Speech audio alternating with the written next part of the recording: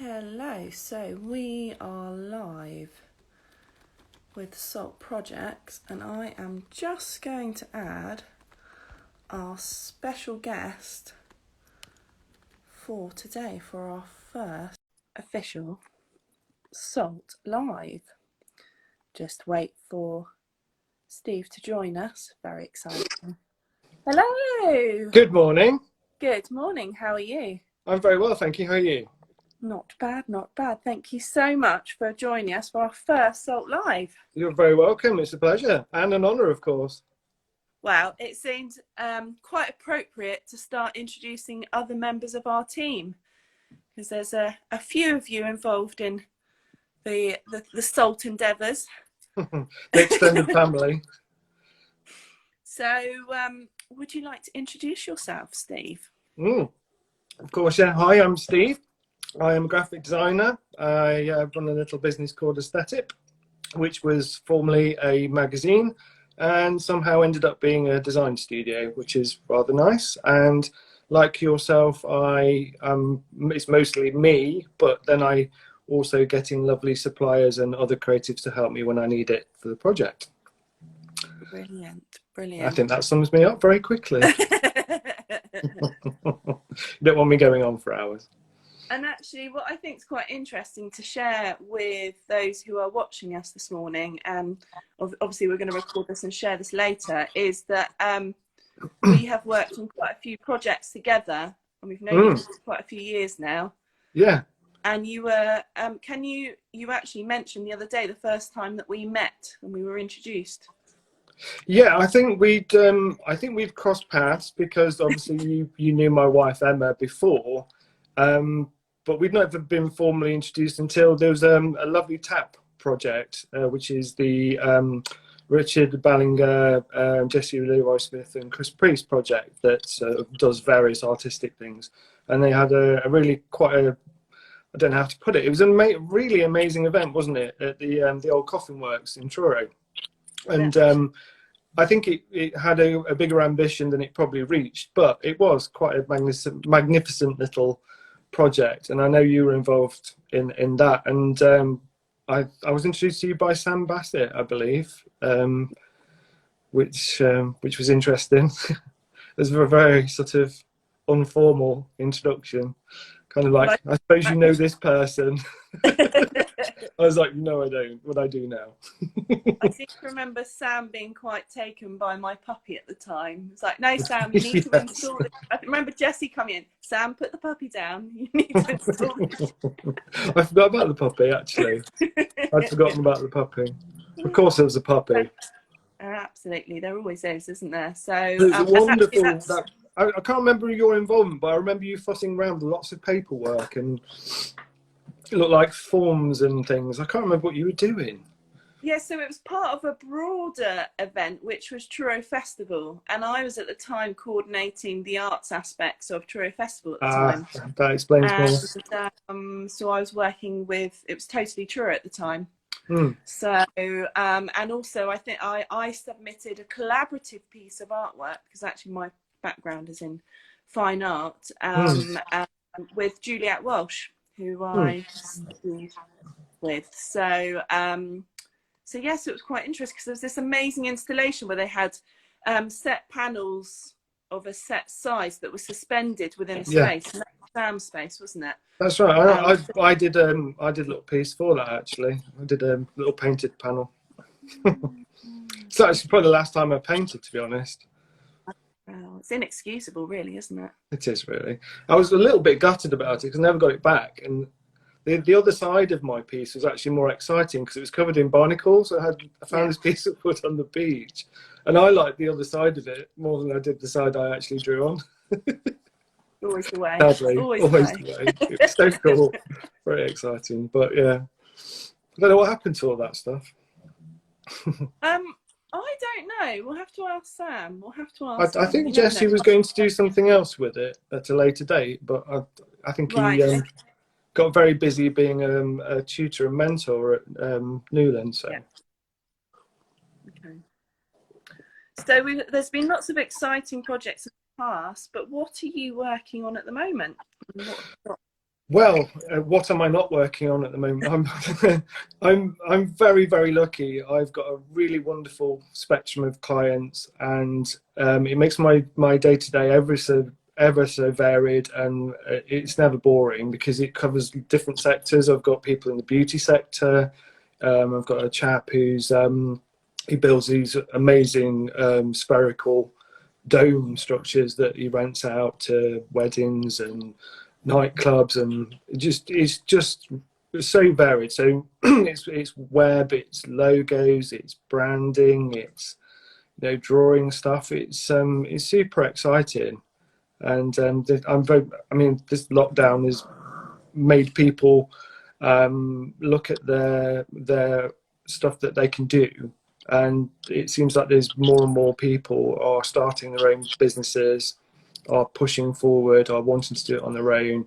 And I've been very lucky to be able to work with some of these people to help them put a brand or a logo or some sort of a visual thing to their launch. And yes, it's really nice, really, really nice. I'm very honoured actually to be part of people's journeys. It's nice. I mean, I get though that first 6 to 12 months is quite daunting when you set up a business from scratch. And part of that, I mean, it's a make or break, really, isn't it? Getting the brand right. It is. I mean, it takes a good couple of years for most businesses to establish themselves, but that is dependent on the person or people behind the business actually staying at it and keeping going. You can't let that slip. But what I try to do with what I'm involved with is try and put a visual thing that goes before they talk. So it might be the first part of their business somebody sees. It could be the logo, it might be the website, it might be a banner on Facebook. There's lots of different things it could be. And it's kind of my job and the job of people like me to try and get in their head and put some sort of visual reference point for them to sort of stand behind and go, this is me, this is who I am, this represents me. And I think that can be a make or break, and it's very important. And yeah, like I say, it's super interesting. I've been able to work with so many different people in different sectors. It's it is an honour. It is. It's nice. And I think it's a huge honour. And I think the other thing that's one of the things that's really special about how you work is that you don't just think about the brand and the business, but you always seem to bring a piece of the personality of that individual or the team working on that business to that brand. And you have a kind of an instinctive way of picking up on those kind of salient aspects of their personality. Is there a kind of process to that, or is it just you're just naturally a people person, or is it? I am a people. I do like people. People are really interesting. The little foibles and the personality traits and the quirks and the so many different facades to a person. And I feel like the one most important thing that people have to have when they have a brand is that feeling of it's theirs.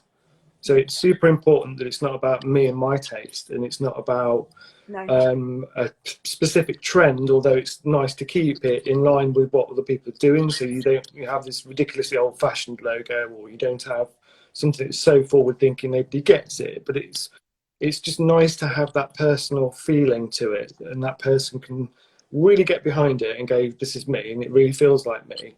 So it might be, you take an element of their history, so it might be part of their name. Their name means something in Latin, or it means, there's a reference point that means it's a specific color is tied to that name. It's just pulling on those little things where it's not just a logo, there's different things behind it, which is one of the things we did with your brands when we did that.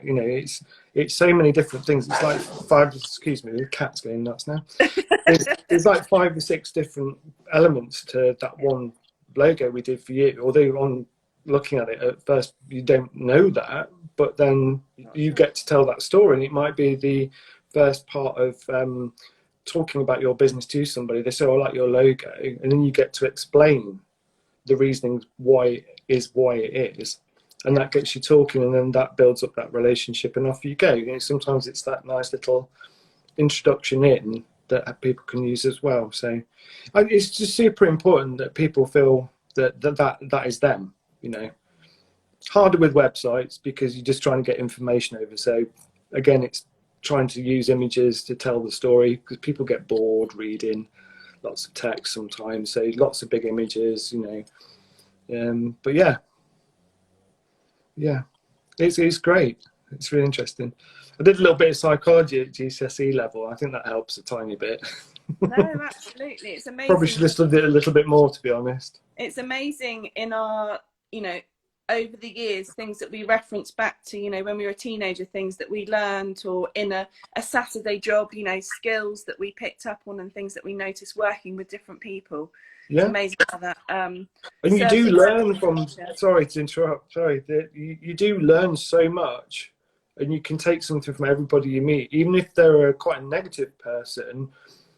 Generally, there's always something you can learn from every single person you come across. I find it all adds to the skill set, and it's one of the best parts of the job. I think just working with them, just working and getting to know people. It's really quite nice. I say the word nice too much. We'll let you off. Thank you. So, and I know I realised that because I came up with a schedule of questions, and that I've just thought of that there's something really interesting. It's something that we quite often talk about, is that obviously we are in a digital world, but actually there's something really satisfying about analog. There is, and I am quite an analog kind of guy, yeah, as you know. And you know, is there for you? Is there a kind of do you always start with analog and then translate it to digital, or do you find a way to combine the two practices, or? It really depends on what I'm working on. If I can draw it, or I can hand render it so it has a more warm, soft feel, then I will do. But it really depends on the flow, and I have no one particular way of working on something. I do try to draw or hand render as much as I can, just because it adds a little bit more uniqueness. Yeah.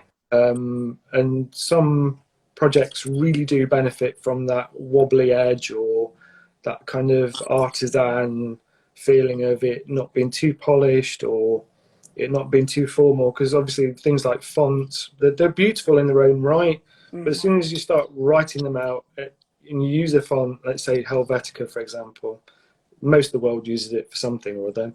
It doesn't really identify with you as a person, but then if you were to redraw it and then add a couple of elements to it, it then becomes more personable to that person or that business or that brand. So I do try to, but then some projects really do necessitate the crisp edge, or the sort of really perfect tidiness, and quite often then it's just a case of a couple of little sketches in the sketchbook, or a couple of little doodles that then become an actual rendered visual for a client. Like your own one, I drew several versions, well, more than several, probably about 4 or 5 A4 sheets of paper, just scribbling little marks down until I went, that kind of works. And then I went to the Mac then to make something, because if I just sent you a sketch, you go, you're just sending doodles. He's not putting any effort in, you know. Some people don't. You wouldn't actually, but some people would probably perceive that I'd just been doing, you know, little rubbishy little sketches all day. But it's all part and parcel of the process. I like to. This is one of the things I want to get back into more, is actually doing everything as much as possible by hand, and then has to go digital at some point. But that's what, you know. It just adds that other dimension. No, that's fascinating. It's lovely to, you know, that it's nice to have that relief from the screen as well, especially in the last year. I mean, we just live, don't we? So yeah, I mean, we're talking to all our family and friends on the screen, where, you know, everything we do is either held or looked at, and you know, although it's brilliant because we've been able to keep connected and keep working and keep, you know, being with people. It is nice just to get a pencil out every now and again, sharpen it, and then just watch as the little marks go on the paper. You know how excited you get about that as well.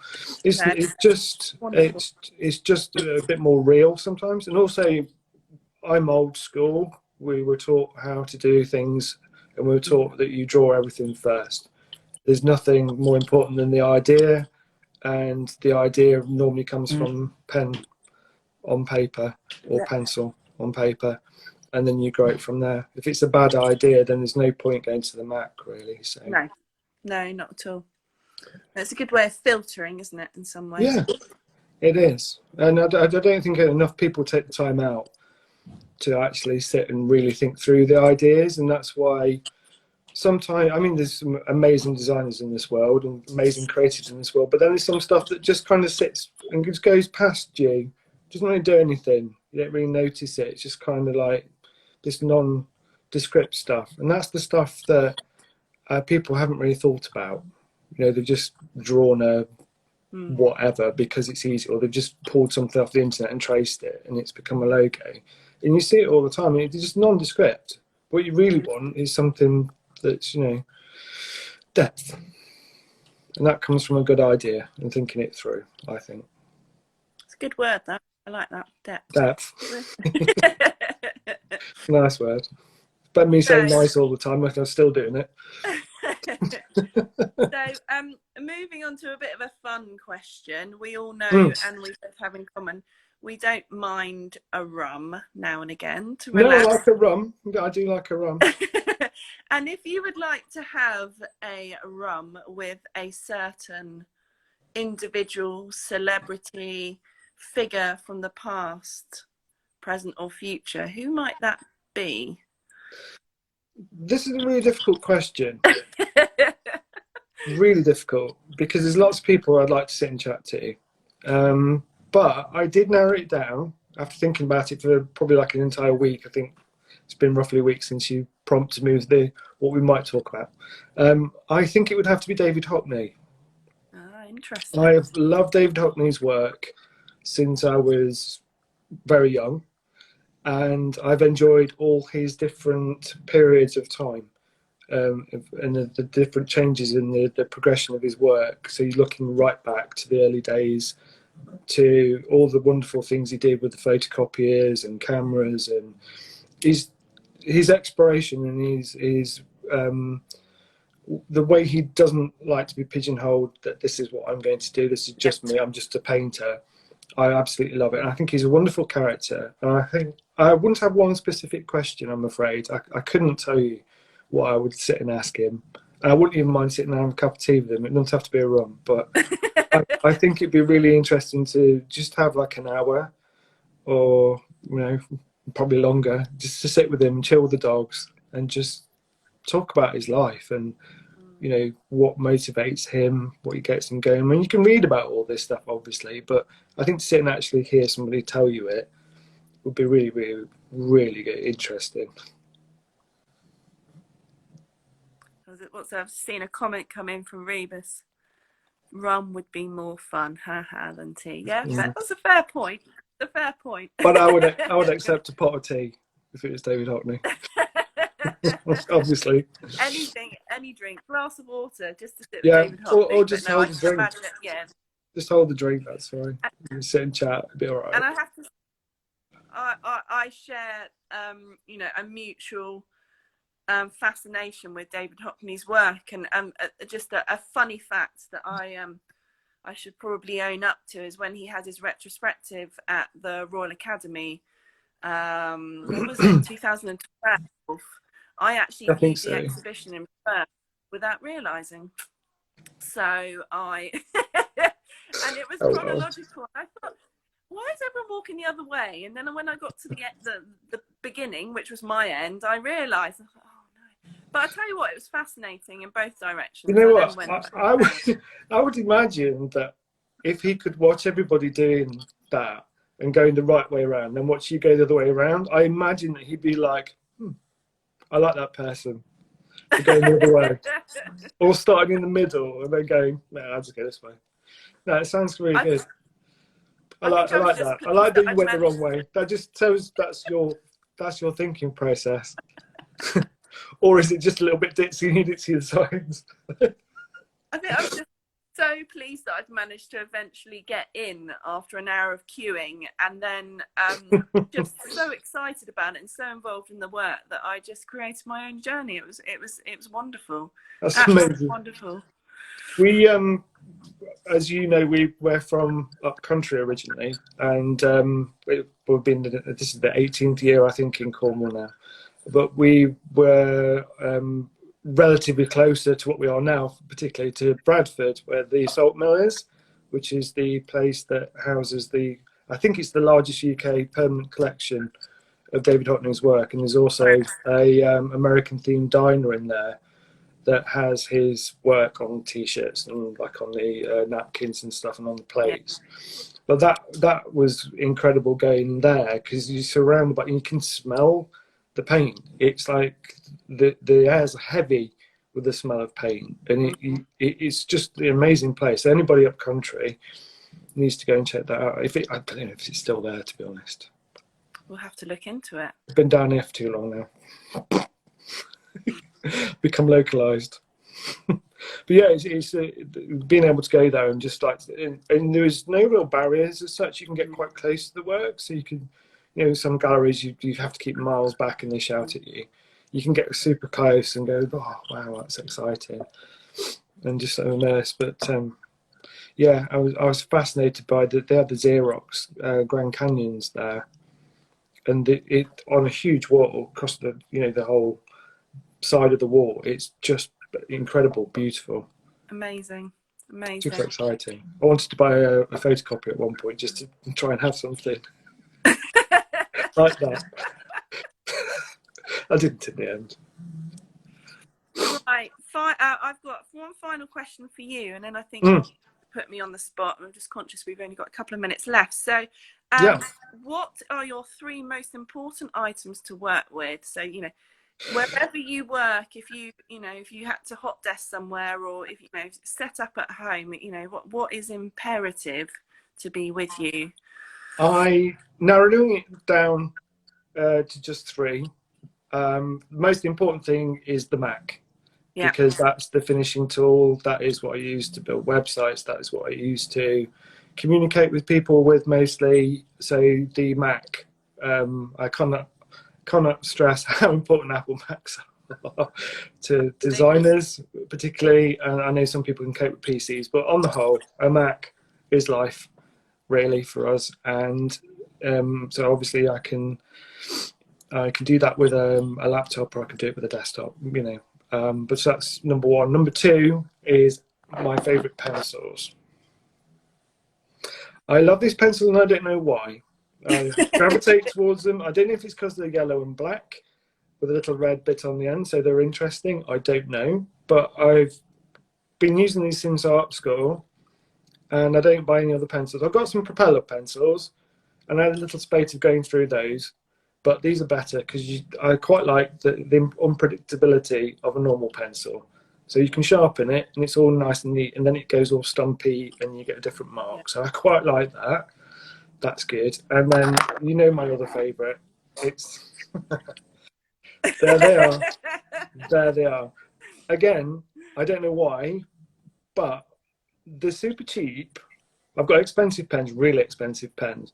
This is cheap, but it feels really nice. They're super light, and the way the marks go on the paper, something magical about it. And it's can't explain it as anything other than that, really. It's just a wonderful little pen. You don't need to. But this is what all my notes are done with. Okay. I'm super analog. If I don't write it down, I forget. If I put it in my diary on my computer, I forget. It has to be written down. And probably never look at it again, but because you've written it down. No, but it's the permanence of using a biro, I think, super important, because a pencil, you can rub it out. And if you write it in pen, you've got to do it. So that's my 3, really. Wonderful. Extended from that is black Sharpies, if you're asking. Yeah. I've probably got like 50 black Sharpies. I get nervous in case they run out, so I buy extras.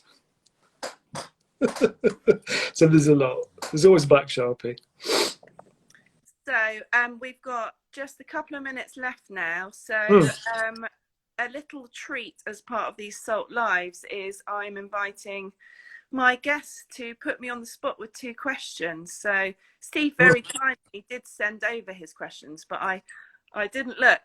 I'm glad you didn't, but you might wish you had in a minute. So, but I promise, whatever he's going to ask me, I don't know. So you might wish you hadn't.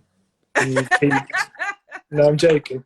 Nothing really bad. Right, number 1, first one. I'm just checking what I wrote. So, as a fellow creative, who has been or is your biggest creative influence? Not business, but creative influence. Mark Rothko, hands down. Really? Okay. I didn't see that one coming. And all I can say, for anyone who ever experienced the Rothko room at the Tate Modern, it was, I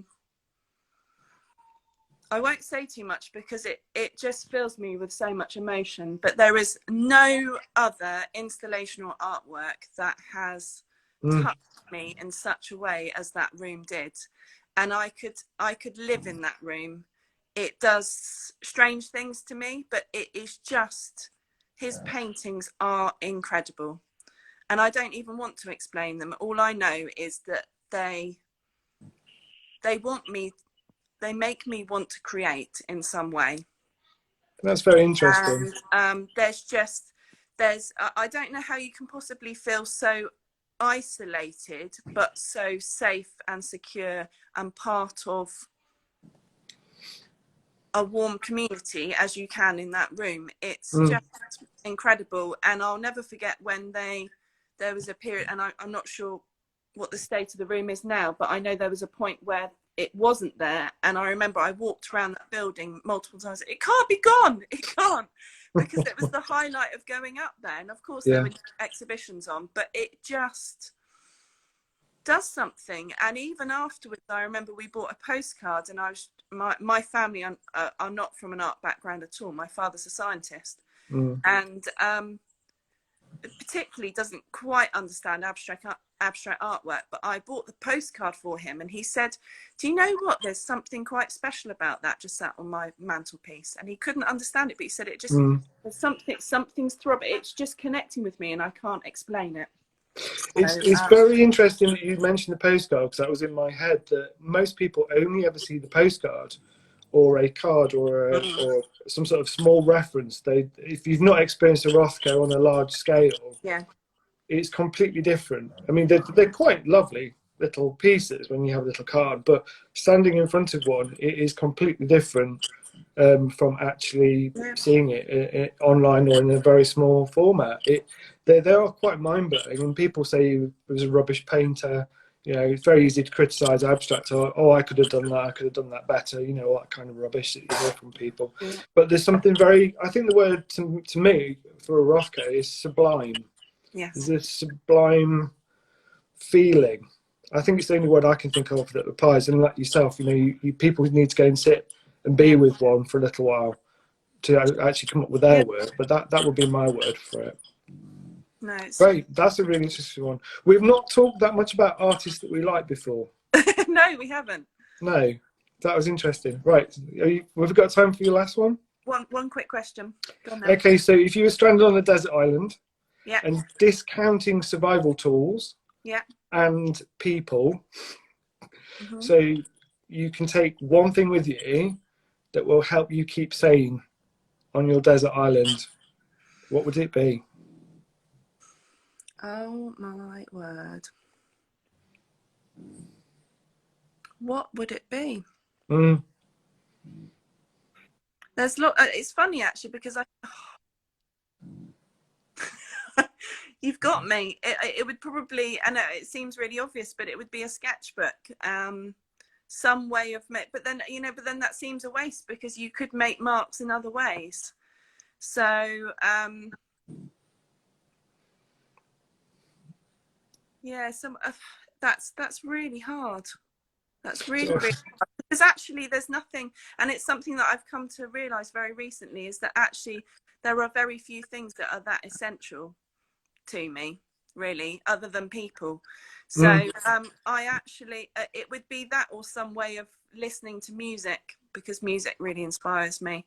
But in some, I do, you know, I do think a sketchbook because it would enable me to collate memories, and I'm really passionate about heritage and sharing stories. And you know, you would hope that one day someone might find that book and those stories can be shared and told later. Yeah, you could create some sort of journal, couldn't you, and talk about your days for people who might find you, or in case you forget, because you've been there for so long. It is a really difficult one, and I wouldn't know what to say either. I wouldn't know what to say, and that's why I asked it, because I'm like, it's a really difficult one, and I do challenge people to actually think about that one. That's a challenge for people watching. It's a tricky one. Have to think about that and see what you think you'd want to take with you. It's one thing, and obviously you can't take an iPhone because you won't have a charger. No. So you won't have any electricity. No, probably a moleskin, and then there's that beautiful little pocket in the back where you can collect things. you need a really big one, or a box of them. Well, box of those and some pencils. Yeah, I know. Well, there's been so much to talk about, Steve, and I was anticipating 10 to 15 minutes. And of course, we've always got lots of things to talk about. And maybe we'll do another one later in, I don't know, 3 or 6. Well, yeah, you know me, I'm always happy to chat. Oh, but that's brilliant. And thank you, everybody who's listened. Thank you, everyone. Thrilled and really touched that everyone's engaged and listened to this. We will be sharing it later. And there'll be another one next week. Ooh, exciting. So, keep tuned, and thank you everybody for your support, and we'll speak thank you very much, Charlotte. Thank you, Steve, you're a star. Take care. Bye-bye. See you soon.